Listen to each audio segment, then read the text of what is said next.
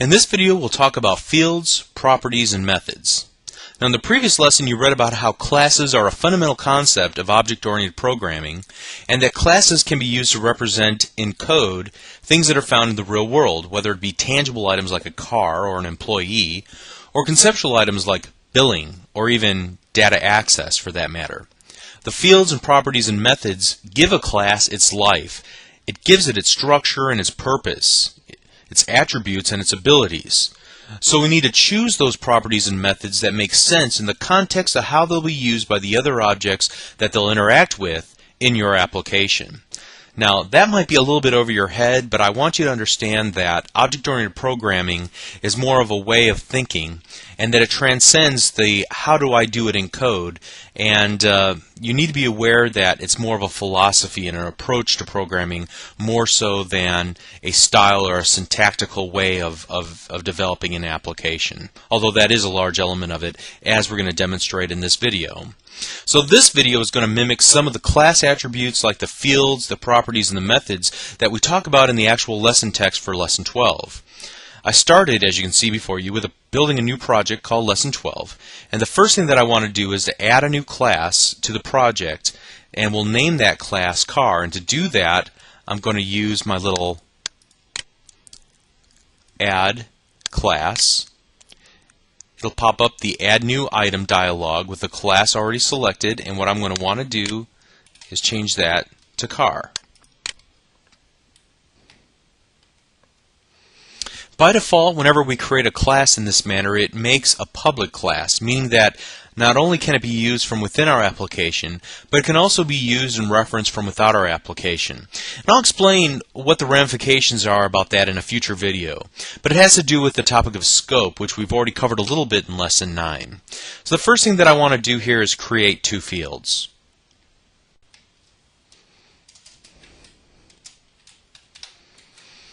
First of all, notice that I've given them both the scope of public, which means that they're accessible from other classes in my project or from the form within our application. So in our form load here, I can create a reference to the car class and then call its two public fields. So I double-clicked the designer surface to get into the private void form1 load event handler. And so now I'll create a new instance of my car object. And to do that, I'll use the following syntax.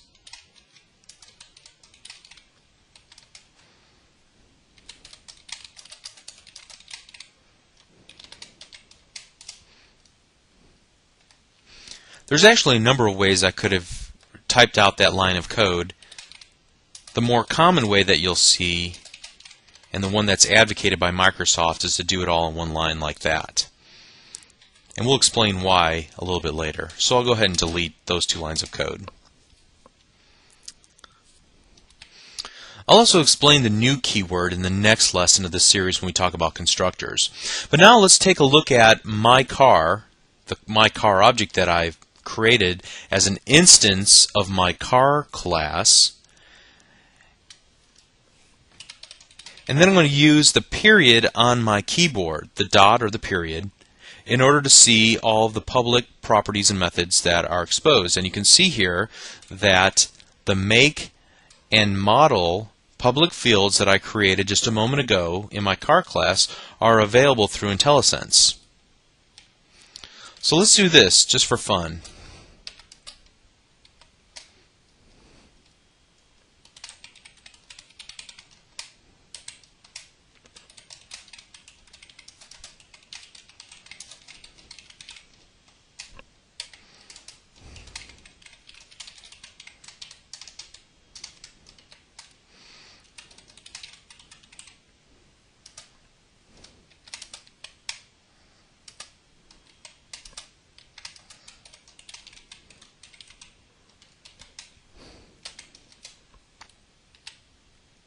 I set the make equal to Oldsmobile and the model equal to Cutlass Supreme, my first car, and then I can display both of those fields in a message box with that third line of code. So let's go ahead and save it and run it. And as soon as our form loads, it'll pop open a message box, Oldsmobile Cutlass Supreme. Excellent.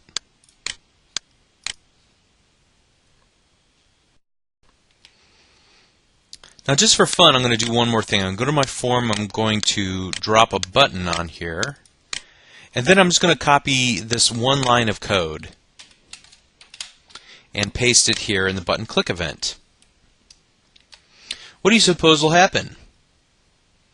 Well, first of all, it won't take long to notice that it doesn't run, or at least it didn't run well. And as you can see, as I hover my mouse cursor over the little blue squiggly line, it says the type or namespace my car could not be found. Are you missing a directive or assembly reference? Well, basically what happened is that it says that my car has not been declared within the scope of my button 1 click event. So we have the issue of scope upon us once again. Whenever we create an object within one procedure, there's no visibility to that outside of the procedure. So our second method, the event handler for button 1, can't see the myCar variable that I created here.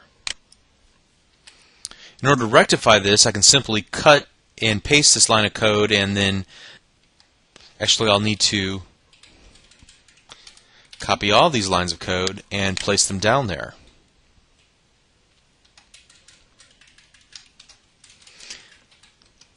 And now, if we run it, we'll get the initial one and then also the button click event. So this creates two separate instances of the same class car. So the only thing I wanted to point out here is that you have to keep scope in mind whenever you're creating your objects, and that if you create an object, it's just like creating a variable. You can't declare a variable here and then expect to see it here within a different method. The whole issue of scope, again, I refer you back to lesson number 9.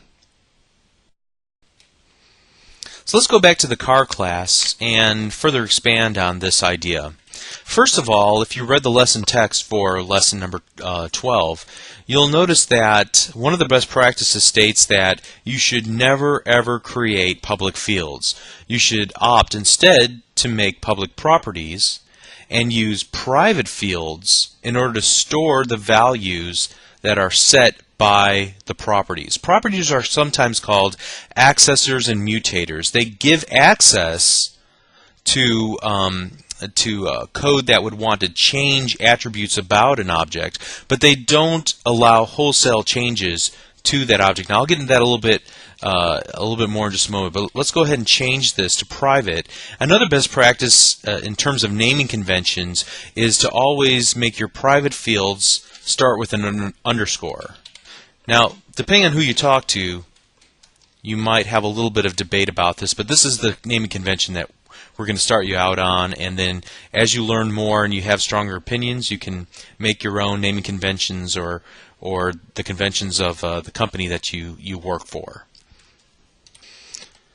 As I've already alluded to, what you'll want to do instead is create public properties that restrict access to these private fields. And this allows us to validate the data that your form or that other objects who are interacting with the car class or car object in this case would you can validate their entries and make sure that they're putting in good data. So let's go ahead and create the structure for a property.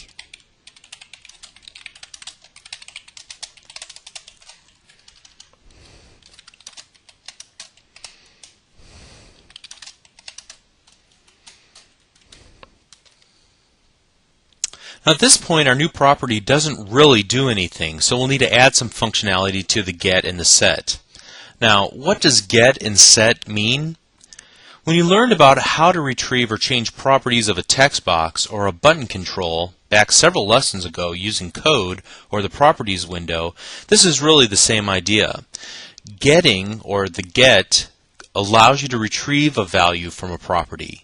The act of getting is an event, so you can write code to take control of how your class will allow other objects like forms to retrieve values from your object. You could be stubborn and return crazy data if you wanted to, but that wouldn't be very practical.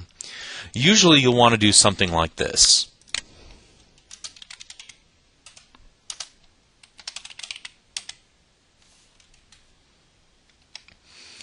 In this case, we use the private field _make to hold the actual value of the make of our car. This is an important distinction to understand. Objects are like black boxes, and other objects shouldn't have carte blanche to see what's going inside of the object. Rather, the object should be private about how it works and only expose the bare minimum of data to other objects. This is called encapsulation. It's one of the fundamental tenets of object-oriented programming. We are encapsulating the real value of the car's make and only providing access to it if you ask nicely.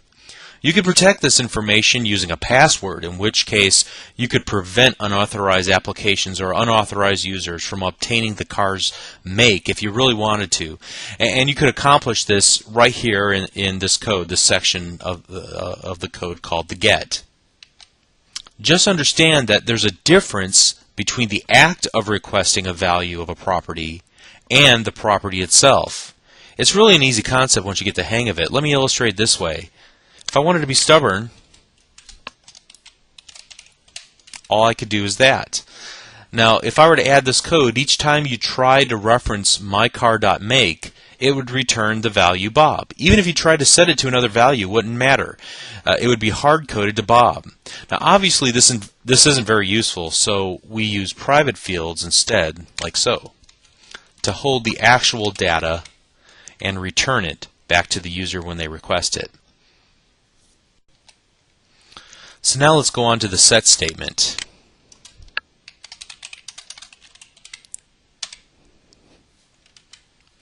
Here I'm just setting the private field _make to value. The word value represents the value that is assigned to the property. So if you created a line of code in Form 1 Load that looks something like this, let's get there really quick. And let's just get rid of this and go mycar.make equals,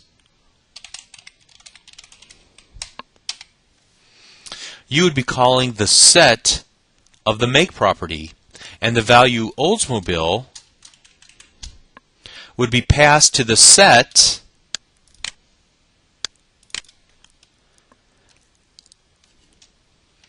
in the form of the value keyword. Therefore, you would be assigning the private field _make to value, or rather Oldsmobile. Again, I just want to make you aware that there's a difference between the act of assigning a property to a value and the storage of that value somewhere, like a private field in this case. Again, you could circumvent how the set works, and no matter what, always assign the private field _make to Bob, just like we did with the get. So I could be ornery, as they say in Texas, and do something like that. In other words, you could completely ignore the value keyword, but this may not make a whole lot of sense. What does make sense is to use the set to perform some validation, and validation is just making sure that the values that are entered into your property, in this case, is a sane property. It makes sense. It's not Bob, because there's no maker of vehicles named Bob. So we want to make sure that it's one of several different values, or perhaps we want to exclude some values. So we might change the set to look something like this.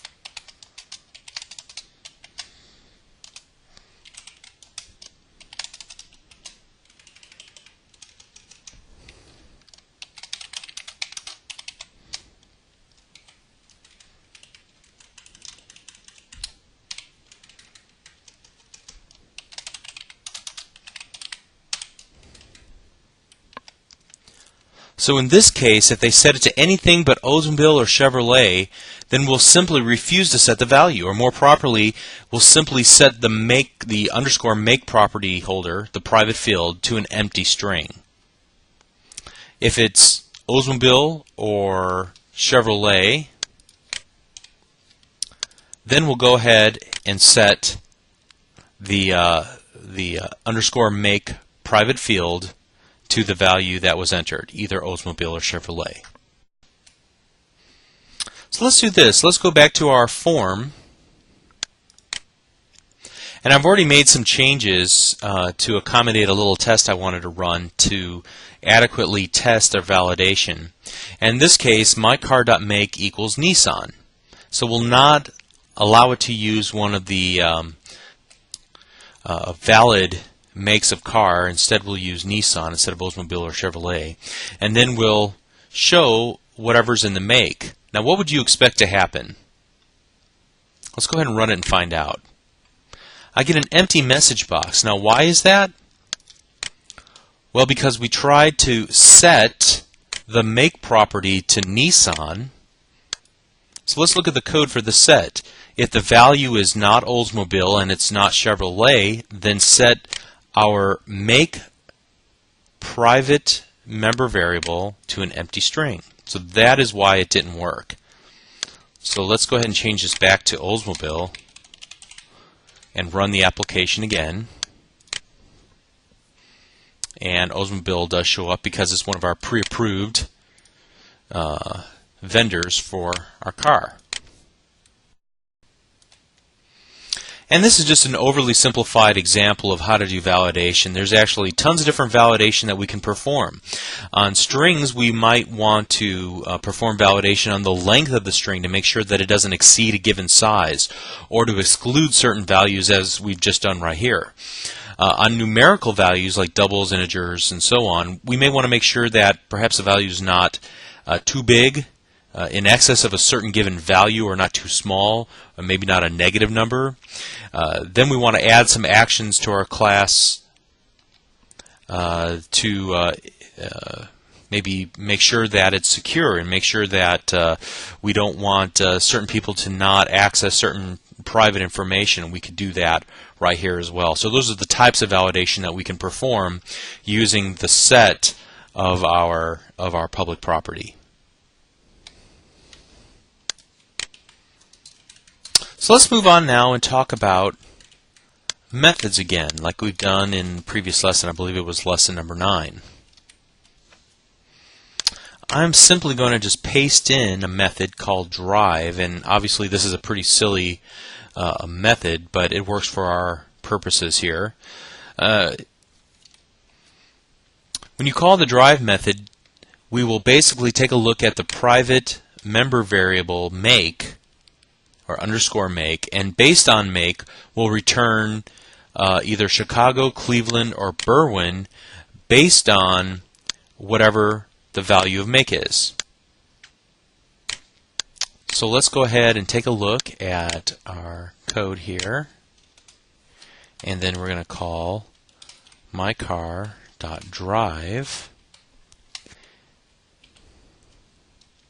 In fact, I think we can just do this.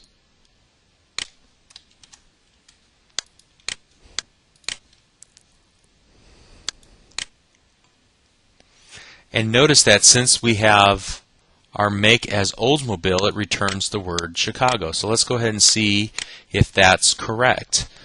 It's true that if you have a make of Oldsmobile, that the drive method will return the value Chicago. Now we could change this up and make some other changes, but essentially from the work that you've done already with methods, you should be able to kind of get the gist of the difference between methods, properties, and fields. So at this point you might be asking yourself, how do I know what properties and what methods to expose on my classes?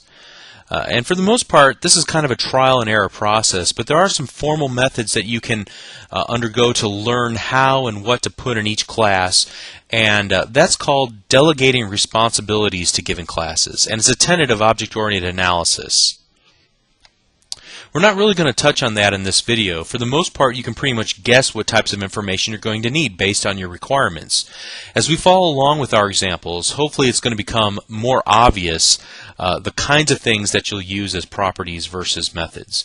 As a general rule of thumb, if it's something that the object is responsible for, you make that a method. If it's something that describes your object, then it's typically a property. For example, the word drive is an action word. It's something that is taking action. It's doing something, whereas make and the model, they're descriptions of what my object looks like or how it performs. So in closing, just a quick word of encouragement. It could take a while to fully understand object-oriented programming, but you should start off your education of a programming language nowadays with learning object-oriented programming because it's so pervasive and it's core and central to the .NET framework and developing .NET applications. Thank you.